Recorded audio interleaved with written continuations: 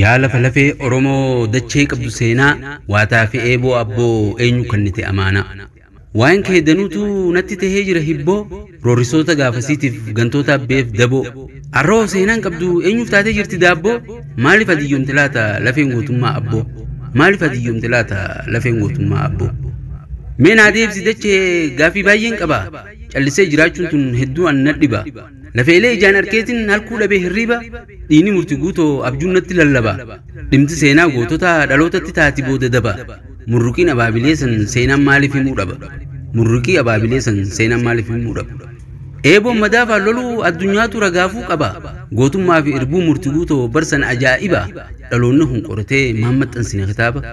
Jaalalaaf tokkummaa san maaliif dhimte yaadachi dhiiga gaafas lola'eetu dhalootatti ta'e michi meeqa calgootee ustee gootota hundeen cimaa sanbiluun baafanne namuun gaafanne gumaa awwaala malee turtee bar lafeen goota humaatamaa duraan tuffii mara keenyaa jarri godhatee ture sunsuma mee yaa calanqoo lolaa dubbadhu haa dhugaa meeqaa sirra dhidhimee dhangalaase dhiiga dhiini gaafas dhangalee horjee baafatee maagada lafeen walirra tuulamtee kuusaan fakkaatte uuda aduu keessa afamtee turtee waggaa dhibba jiraahanya qofaa miti jarri ekaraa Oromoos ni jibba siidaan fakkeeffameewu isaan dhorke hirriba seenaa jaarsichaa deebisuuf ilmaan ammaas jedhiiba abadan hin danda'an dhaloonni kun ibidda hindiinu tolchinee jaarraa hunda seenaa fi siidaa seenaa calanqoorraa bar waa hedduudha barre meeshaa waraanaarraa tokkummaatu gaafas waa tare oromummaa fi amantis tokko osoo hin jijjiirre jarani injifataa tuutni gamtaan hiriire madaafaa fi taankiin jaraa gootummaa hin dhorre eeboo fi waantaa qofaan